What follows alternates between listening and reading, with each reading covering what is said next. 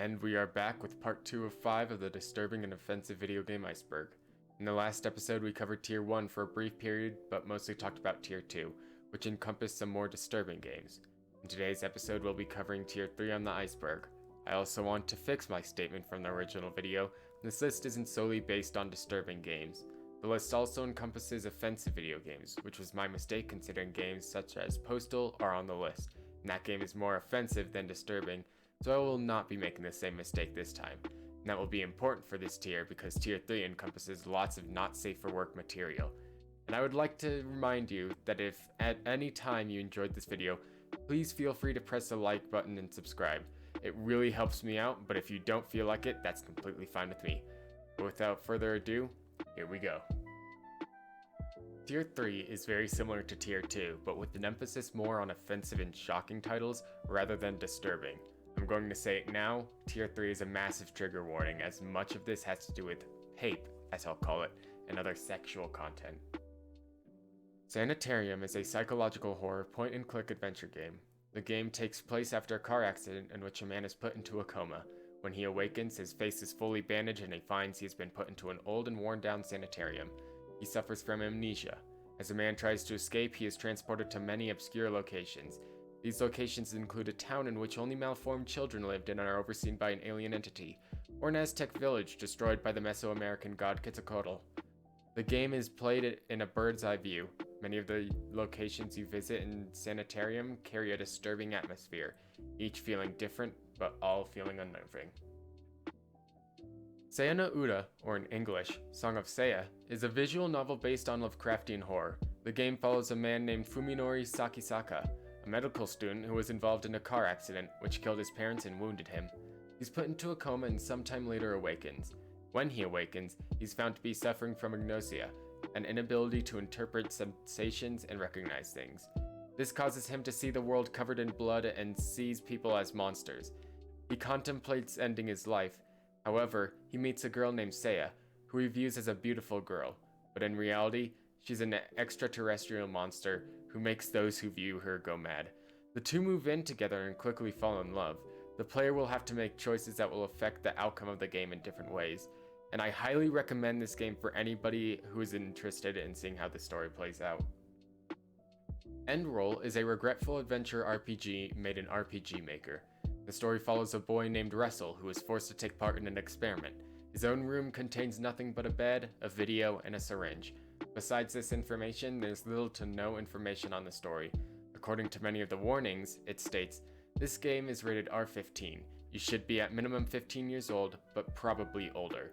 Besides graphic content and a wide array of disturbing themes, the game ends up being very dismal, cruel, and lacking in hope as it progresses. If you are affected by extreme negativity, please steer clear of this game. Besides that, there's not much more information given. Gore Screaming Show is a visual novel created by Black Sick in 2006. A man named Gino Kyoji has returned to his childhood home after having been away for years. He settles into his life until one day, biking to school, he hears a voice whisper to him, "Welcome home." He looks around and sees someone shortly before crashing. When he gets back into shape, the person is gone. Later, while walking in the forest, he comes across a well and meets a girl. She's very kind to him, but she's incredibly resentful towards his friends. As Kyoji grows closer to the girl of his dreams, however, the girl he met in the forest does her best to keep Kyoji to herself by resorting to almost any means of violence. VTech Rampage is one of the games on this list that's less disturbing and more offensive and controversial. The game recreates a 2007 Virginia Tech shooting in Blacksburg, Virginia, a shooting which occurred on April 16, 2007. 32 people were killed and 17 others were wounded by Cho Sung-hee. To this day, it is one of the deadliest school shootings in United States history. Aside from the contents of the game, what makes it much more offensive was its release date, releasing on the 12th of May, 2007, not even a month after the original shooting. Papelay, as I'll be referring to it throughout this segment, places the player as a papist, who papes 3 women. The player must follow around women and find out ways to... I don't even want to say it. The release of this game in 2006 was used as an example of why video games needed to be regulated very strictly. The The game is so graphic and disgusting that it was banned in Australia and Argentina. In Argentina's case, it is the only video game to be banned in its history. JFK Reloaded is quoted by its developers as a historical simulation game. However, there's not much to this game. The player plays as Lee Harvey Oswald, the man who is found to have been JFK's assassin. The player has to assassinate JFK, and judging by how close it was to the original history, the player is then ranked and scored. Sweet Home is a video game based off of a film of the same name. A team of 5 filmmakers explore an old mansion in search of frescoes hidden there. When they enter the house, the ghost of an unknown woman threatens to kill all trespassers. When they decide to split up, they discover that the mansion is in danger of collapsing due to many creatures living in the building. Sweet Home served as the main inspiration for Resident Evil, which would grow to become one of the biggest horror franchises of all time. One of the most shocking scenes in Sweet Home, however, is when the filmmakers find footage of 2 parents burning their child alive. Koikatsu Party is another more controversial game rather than disturbing. Koikatsu Party is an anime art-styled video game that features an in-depth custom character creation. However, the game is just a hentai title. The game features an in-depth character creation just so that the player can eventually have sex with the character. To be fair, this game has some hilarious reviews that I absolutely love. Reviews like, "I got the Valve Index for this reason," "How to make game not show on Steam profile," and "Your friends can see this on your Steam library." Yet another offensive game, Negligee is the second game of the Paradise series, being a prequel and a sequel, I think, according to the wiki. The game was the center of a controversy back in September 2018 as Valve started the Anything Goes policy, allowing adult content such as porn to release on Steam without any forms of restrictions. Despite being released under these guidelines, many countries such as Germany, Japan, and Australia banned Negligee, and they did not appreciate Valve's decision of letting adult content onto their platform in such an unrestricted manner. Oh, the Guy Game. What an absolute mess. The Guy Game is an adult video game in the style of a trivia game show. The game involves live-action videos of women in bikinis. If the player succeeds in answering the questions presented to them correctly, well, there's no other nice way to put this, but the women eventually show their tits. 4 months after the release of the Guy Game, a lawsuit was brought against the company responsible for developing the game, Top Heavy Studios, along with Sony and Microsoft. A woman known as Diane explained she was not informed that videos of her wouldn't be used to promote the game. When the footage was recorded, Diane was only 17 years old. After this lawsuit, all copies of the games were pulled from shelves. Oh, thank God we are back to horror content. It may be absolutely shitty horror content, but it is much better than reading through all that sex. Demonophobia is a 2D survival horror game. It follows a girl named Sakuri Kunikai. One day, she finds a book about black magic and decides to perform a demon summoning ritual. No reason why, she just does, even though she never even believed in supernatural things. This leads Sakuri to a world riddled with demons. The story follows Sakuri attempting to escape the world. The game is well known for being extremely gory and gross, following the Hentai Ryona game, in which when you lose, the player dies in an extreme gore-filled death. Also, as a side note, the page I found all this information on literally has a page dedicated for ripping the game apart and calling it terrible in any way possible. Scratch what I said last about Demonophobia, because we're back to sex games. Ryona is much less of a game and more of a genre of games. The genre encompasses mainly female protagonists being subjected to sexually physical or sexually psychological abuse. The one carrying out the abuse is typically a male. Examples of this are domestic violence, forced confinement, torture for extortion or confession, being treated as someone's property, and traumas that are too disturbed to recover from.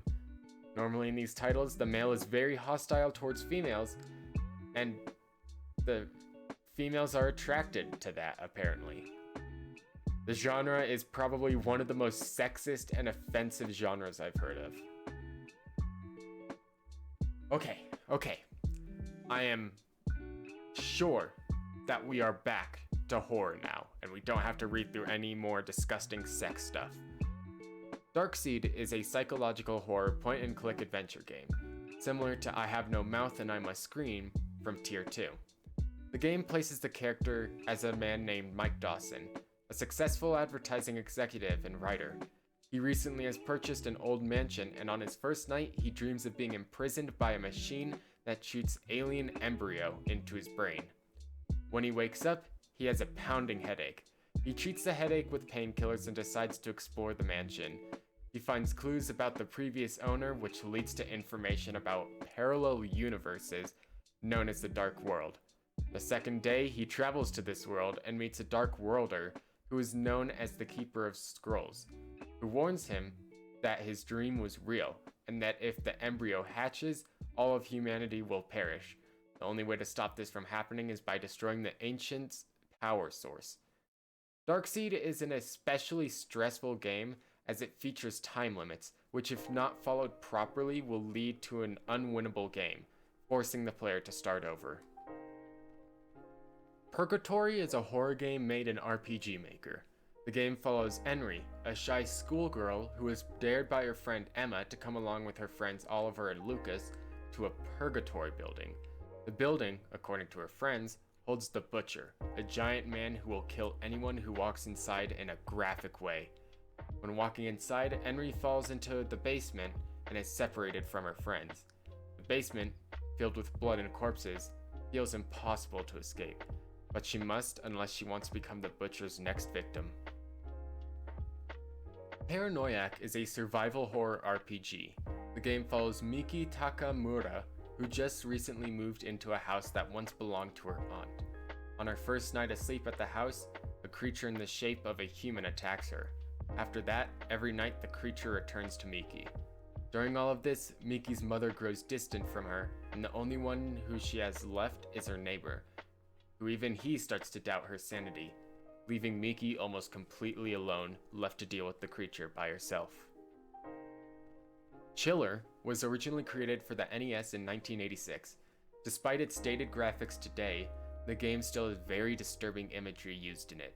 The game starts off in the first level, Torture Chamber, which presents the player with multiple prisoners. The player must then shoot these prisoners despite the fact that they are immobile and show no harm to the player. They moan and cry but do nothing else. The second level is almost the exact same as the first level, shooting immobile targets that serve no harm to the player. After that, the game finally turns into a regular shooter gallery, in which the player will have to fend off against creatures that present a danger. Chiller, for the most part, is just a torture game, with not much else going for it. And due to laws regarding games featuring this kind of content, it is one of the only games of its kind to be released in such a large capacity.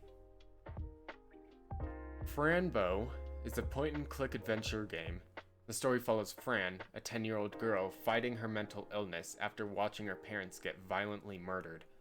Fran is admitted to Oswald Asylum and separated from her black cat, Mr. Midnight, who is her only surviving family member. The doctors at the asylum give Fran pills that cause hallucinations of parallel universes, which fills the asylum with blood, torture, human subject research, and demonic beings. Determined to escape and find her cat, Fran leaves her world for the parallel universe. Characters in the game struggle with psychological trauma and abuse, causing the game to have disturbing themes. And now, for what I believe to be the most popular game in Tier 3, Kanye Quest 3030. The game starts off with probably one of the weirdest plots I have ever heard. In 2010, Kanye is taking out his garbage before he trips and falls into a portal. This portal transports him to the year 3030, which holds a dystopian society that is being run by a clone of the rapper Lil B, who calls himself a god. A prophecy, however, states that Kanye West would return and overthrow Lil B. On his journey, Kanye teams up with Jay-Z, Tupac, and RZA to free America. At the end of the game, Kanye defeats Lil B, calls himself Based, and goes back to 2010. In 2015, an article revealed that when the prompt of "What do you want to do?" is opened, if the player types "Ascend" into the console, they'll be taken to a secret part of the game. From this secret room, the game will ask them if they will share the contents of this part of the game online. If the player says yes, they are kicked out. However, if the player says no, then they are free to continue. The area contains many terminals, each with a prompt. Entering in the correct prompt will help the player progress through the area. In one room, a QR code exists, which when scanned takes you to a dead website, believed to once be an IP grabber. After inputting the correct commands into the terminals, the player would be prompted with another prompt. This prompt requested that the player give their private info. According to many popular beliefs, the game is believed to be connected to the group Ascensionism, a cult that believes in reincarnation, and it was believed that Kanye Quest was a way of recruiting more members. There's much more that goes into Kanye Quest, so if anyone is interested, I will link MamaMax's video in the description as he goes into much more depth on the topic. And that wraps up part 2 of 5 of the disturbing and offensive video game Iceberg. Thank you all so much for watching through to the end. If at any point you enjoyed the video, please leave a like and subscribe. As well, please let me know what you think down in the comments below. And with that, I'll see you all next time.